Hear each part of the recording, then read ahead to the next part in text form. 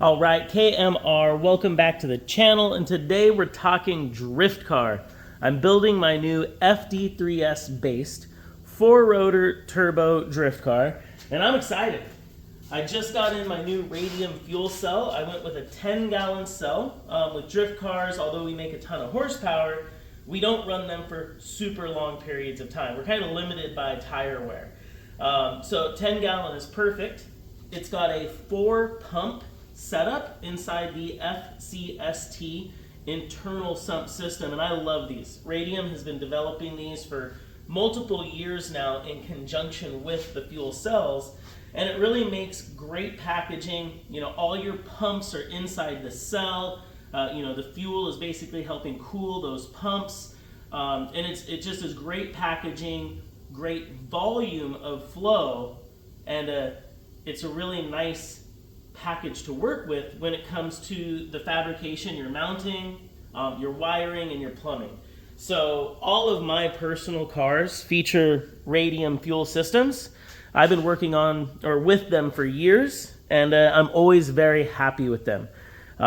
Based in the US, quick turnaround times. I couldn't believe how fast I got this thing. So that's allowing us to kind of take our next steps. Although I've got some stored up video, I gotta show you guys some of the fab work we've been doing, different things we've been working on. But you can see we've got our back crash bar and bumper setup all mocked up in here.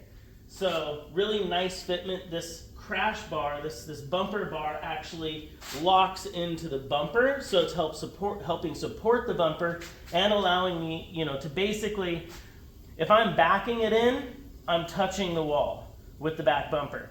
But if I've got the corner into the wall, I've got about 8 inches, 12 inches, almost a foot of crunchable space. So that's gonna work out real well for the wall side. And although I don't have the quick change setup back, we still gotta wait for our subframe. You can kind of see where we're going with the fuel cell operation. That's gonna drop down in to that back area, so it'll have nice support. It'll be nice and safe, or I'm bumping into walls or people are bumping into me. Now obviously this is sitting way too low. The diff is going to be down there. The radiator's not positioned in the right spot yet, but you can kind of see where we're going with a removable rear chassis structure, and then easily replaceable rear bumper. And I mean, this is pretty much standard for what Formula Drift cars do nowadays. I know everybody's got their own takes on it, but you basically want to be able to replace the rear crash bar pretty quickly, and you want to make sure your fuel cell and everything else that's in the back is nice and safe. Up front, we started doing the same thing. We've got our plates for our front crash structure. We're going to start mounting the intercooler, intercooler oil coolers up front, radiators in the back. And then team's going to be mad I moved that, but we fabbed up some of our hood pins as well. I like to basically take the nut, weld it into a tube, and then I've got a nice solid hood pin mount. It's not based off of any of the OEM structure. We're welding straight to the chassis. It's nice and strong. Same thing with front body contact. You're often getting pressure on the hood, so you want that hood nice and secure so it's not going to lean into body work, pop up, fly off, anything like that. So I think that's drift car update. I got to pull this mock-up 4-rotor out. We've got some of our actual 4-rotor parts in. I want to start working on the intake. We 3D scanned the engine bay so we can start working on the exhaust.